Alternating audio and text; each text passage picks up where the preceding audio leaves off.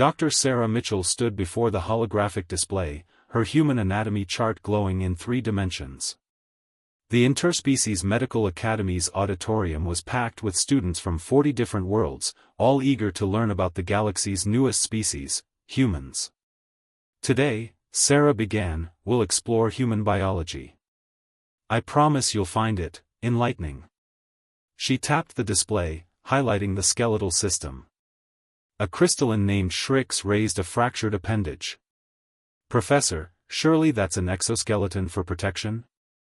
No, Sarah smiled. It's an endoskeleton. Our bones are inside our bodies. The auditorium erupted in confused chatter. A gelatinous plaxian named Gloop bubbled nervously. Inside? How do you protect them? We don't, really, Sarah admitted. But here's the interesting part, if we break a bone, it heals itself. The bone tissue regenerates, often stronger than before. Silence. Then chaos. Regeneration? A Vexian medical student nearly fell from his anti-gravity seat. That's forbidden biology. Only the most advanced species can trigger cellular regeneration, and even then, it requires technological assistance. Sarah continued calmly. Humans regenerate constantly. Our skin cells replace themselves every few weeks. Our liver can regenerate from just 30% of its original mass. We grow entirely new stomach linings every few days because our digestive acid would otherwise dissolve our own tissue. Aquilarian fainted. The medical drones rushed to assist. Your internal fluids are acidic, asked Tren, a cautious herbivore species. Strong enough to dissolve tissue?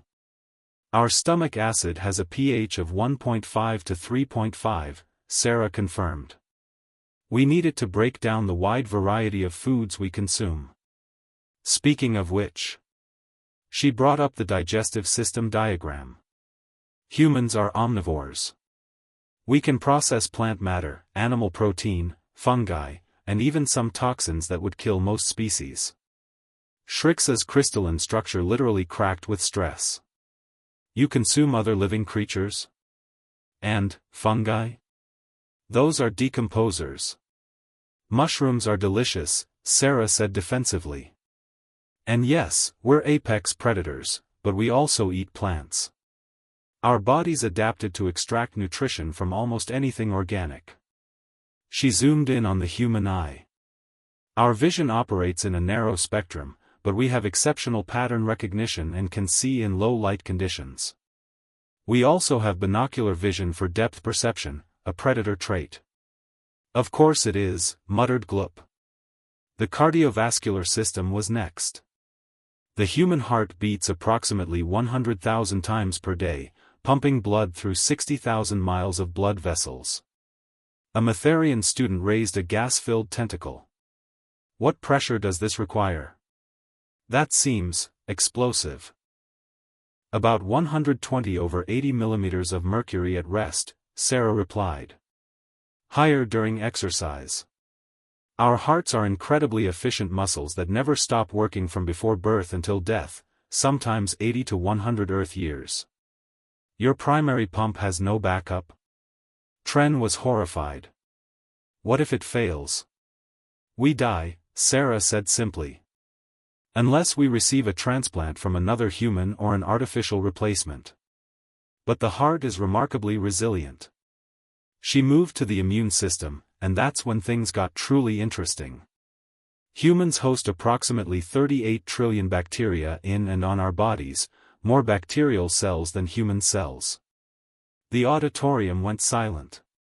Gloop stopped bubbling entirely. You're colonized? Shrix whispered. By 38 trillion organisms? It's symbiotic, Sarah explained. We need them. They help us digest food, produce vitamins, and protect us from harmful bacteria. Our immune system distinguishes between helpful and harmful microorganisms. Your body fights a constant war, asked Tren. Every second of every day, Sarah confirmed. Our white blood cells patrol our bodies, identifying and destroying threats. We have specialized cells that literally eat invaders. Some cells remember previous infections, providing immunity for years or even lifetime. A brave student, a young Valerian named Kex, asked the question everyone was thinking, "Professor Mitchell, how are humans not classified as Class 5 biological hazards?" Sarah laughed. "Technically, from a certain perspective, we are.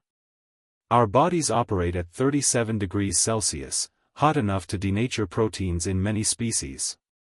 We exhale carbon dioxide constantly. We shed millions of dead skin cells daily.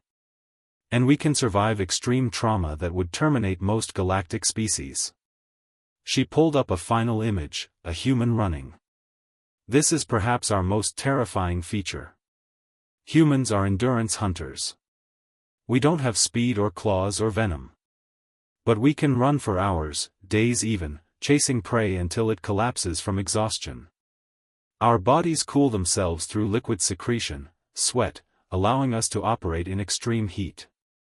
No other Earth predator can match our stamina." "Your pursuit predators," Gloop whispered in horror. "You never stop." "Not until we catch what we're chasing," Sarah agreed. "It's why we made it to space.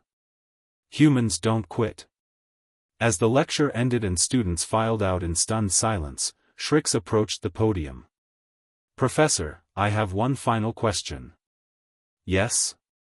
"How did humans become the galaxy's most successful diplomats and peacekeepers when you're essentially self-repairing, toxin-resistant, endurance-hunting deathworlders?"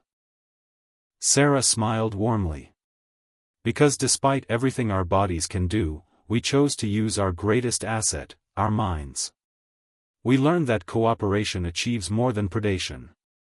We're dangerous, yes, but we decided to be dangerous protectors rather than threats." Shrix's crystalline form shimmered with something like respect. "That might be the most frightening thing I've learned today." "Or," Sarah suggested, "the most hopeful."